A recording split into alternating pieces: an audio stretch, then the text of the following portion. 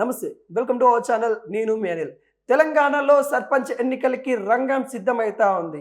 ఇప్పటికే బీసీ నినాదముతోనైతే మరి BC survey అయితే కులకర్ణ అయితే చేపడతా ఉన్నారు. దానిలో భాగంగానే రిజర్వేషన్ పెంపు తర్వాత జనవరి 14న మరి నోటిఫికేషన్ వచ్చే ఛాన్స్ అయితే కనబడతా ఉంది. ఇక గ్రామాల్లో ఎవరైతే మరి గ్రామ సర్పంచే కావచ్చు, ఎంపీటీసీ కావచ్చు, జెడ్పీటీసీ కావచ్చు, పోటీ చేయాలనుకునే వాళ్ళు ఇప్పుడే రంగం సిద్ధం చేసుకోండి అన్నట్టు కూడా ఎన్నికల నోటిఫికేషన్ ఇవ్వడానికి తెలంగాణ సర్కారు మొత్తానికైతే కసరత్తు చేస్తూ ఉంది. జనవరి 14న నోటిఫికేషన్ ఇవ్వడానికి మొత్తం అయితే చూస్తూ ఉన్న దాఖలాలు అయితే కనబడతా ఉన్నాయి. అదేవిధంగా తెలంగాణలో రిజర్వేషన్స్ పెంపుకు కసరత్తు చేస్తున్న గవర్నమెంట్ ఇప్పటికే కాంగ్రెస్ అధిష్టానము మరి ఢిల్లీలో కూడా మరి రాహుల్ గాంధీ గారు కులకరణ చేపట్టాలి, బీసీ నినాదము మరి అతను కూడా తీసుకొని వస్తూ ఉన్నారు. అదేవిధంగా తెలంగాణలో కూడా ఇప్పుడు బాగా వినిపించే పేరు బీసీలకి అధికారం కావాలి, బీసీలకి రిజర్వేషన్లు పెంచాలి అన్నట్టు కూడా మరి కాంగ్రెస్ సంబంధించిన ఎమ్మెల్సీ వాళ్ళు కూడా కావచ్చు, అదేవిధంగా బీఆర్ఎస్ నాయకులు, అదేవిధంగా బీజేపీ నాయకులు కూడా ఆరోపిస్తున్న దాఖలాలు అయితే కనబడతా ఉంది.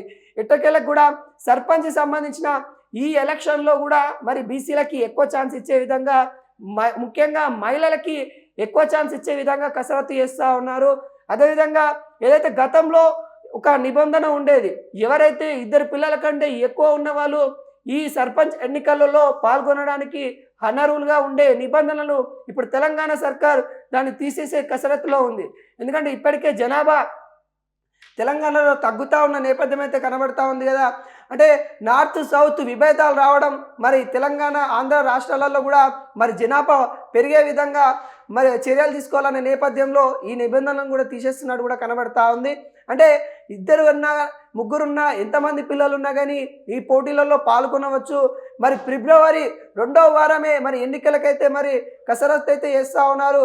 బీసీ నినాదంతో పాటు మరి జెడ్పీటీసీ, ఎంపీటీసీ సంబంధించిన మరి వాటి స్థానాలు కూడా పెంచే కార్యక్రమం అయితే మరి తెలంగాణ సర్కార్ చేస్తూ ఉంది. అదేవిధంగా ఇప్పటికే అంటే 32 జిల్లాలుగా ఉన్న తెలంగాణని సంబంధించిన జిల్లాలకి మరి గ్రామ పంచాయతీలు ఇప్పటికీ కొన్ని విభజించడం అయితే జరిగింది. అంటే ఇండిపెండెంట్గా కొన్ని గ్రామ పంచాయతీలు ఏర్పడడం అయితే జరిగింది.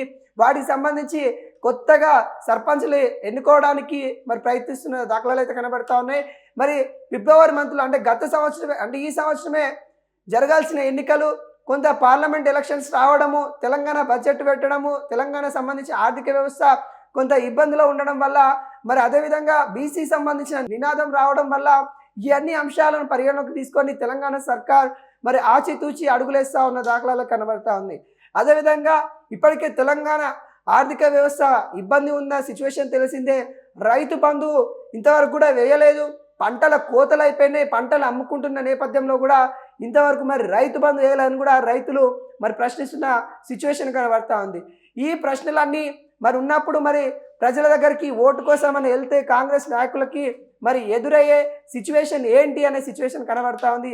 అంటే వాళ్ళు ప్రజల్ని ఏ విధంగా ఎదుర్కొంటారు, ఇక్కడ రైతు బంధు వేయకుండా ప్రజల దగ్గరికి వెళ్ళి మళ్ళీ ఓటు ఏ విధంగా అడుగుతామనే సిచ్యువేషన్ కనబడుతుంది. కాబట్టి జనవరిలో మీ అకౌంట్లో డబ్బులు వేసిన తర్వాతనే కాంగ్రెస్ పార్టీ కార్యకర్తలు కావచ్చు, లేకుంటే కాంగ్రెస్ పార్టీ నాయకులు కావచ్చు మీ ఇంటికి వచ్చి ఓటు అడిగే విధంగా మరి చర్యలు తీసుకుంటుంది. దీంట్లో భాగంగానే మరి జనవరిలో రైతు బంధుకైతే పూర్తి స్థాయిలో మరి తెలంగాణ గవర్నమెంట్ మరి చర్యలు తీసుకోవడానికి రైతు బంధు వేసిన వెంటనే అంటే జనవరి 14వ తారీఖు ఎన్నికల నోటిఫికేషన్, ఫిబ్రవరి 2వ వారము అంటే ఫిబ్రవరిలో 2వ వారానికి ఎన్నికలైతే 3 దశల్లో జరగనున్నట్టు కూడా కనబడతా ఉన్నాయి. దీనికోసం ఇటు బీఆర్ఎస్ నాయకత్వము, బీజేపీ కూడా స్థానిక ఎన్నికలలో తనదైన శైలి చూపించాలని కనబడతా ఉంది. సిచ్యువేషన్ అయితే కనబడతా ఉంది. మరి ఇటు కాంగ్రెస్ అధికారంలో ఉంది కాబట్టి అత్యధికంగా గ్రామ సర్పంచ్లను కానీ, ఎంపీటీసీలను కానీ, జెడ్పీటీసీలను కానీ గెలుచుకోవాలి. అభివృద్ధి దిశగా వెళ్ళాలంటే వీళ్ళ యొక్క పరిపాలన, సంవత్సర కాల పరిపాలన ఎలా ఉందన్న దానికి నిదర్శనంగా ఈ సీట్లు కాబట్టి ఖచ్చితంగా గెలుచుకోవాలని కసరత్తు చేస్తూ ఉంది కాంగ్రెస్. అదేవిధంగా బీఆర్ఎస్ ప్రతిపక్షంలో ఉంటూ, ప్రజల పక్షంలో ఉంటూ ప్రతినిత్యం అటు హరీష్ రావు కావచ్చు, కేటీఆర్ కావచ్చు, ఇప్పుడు మళ్ళీ కల్వకుంట్ల కవిత గారు కావచ్చు, వీళ్ళు ముగ్గురు కూడా ప్రజల్లోకి వెళ్ళడానికి రంగం సిద్ధం చేసుకుంటా ఉన్నారు. పాదయాత్ర చేయడానికి కేటీఆర్ సిద్ధంగా ఉన్నట్టు కూడా కొన్ని సందర్భాల్లో చెప్పిన సిచ్యువేషన్ కనబడతా ఉంది. అదేవిధంగా కల్వకుంట్ల కవిత గారు జైలు నుండి బయటకు వచ్చిన తర్వాత గత కొన్ని వారం రోజుల నుండి అయితే తనకు కూడా చురుగ్గా మరి రాజకీయాల్లో ప్రశంసించడం కానీ విమర్శించడం కానీ జరుగుతూ ఉంది.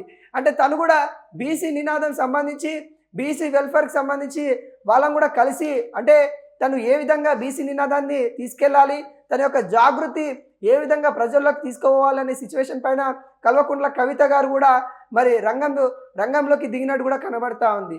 అంటే 3 పార్టీల పోరులో గ్రామ సర్పంచ్ ఎవరైతే ఎప్పుడెప్పుడా అని ఎదురు చూస్తూ ఉన్నారో ఇప్పటికీ గెస్టెడ్ పాలన నడుస్తూ ఉంది.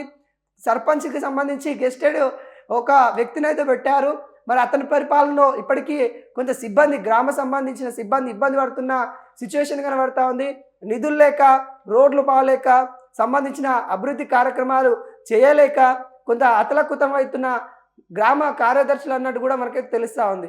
అంటే ఈ సిచ్యువేషన్ నుండి త్వరగా బయటికి తీసుకొచ్చినందుకు మరి జనవరిలో 14కి ఎన్నికల నోటిఫికేషన్, అదేవిధంగా ఫిబ్రవరి 2వ వారము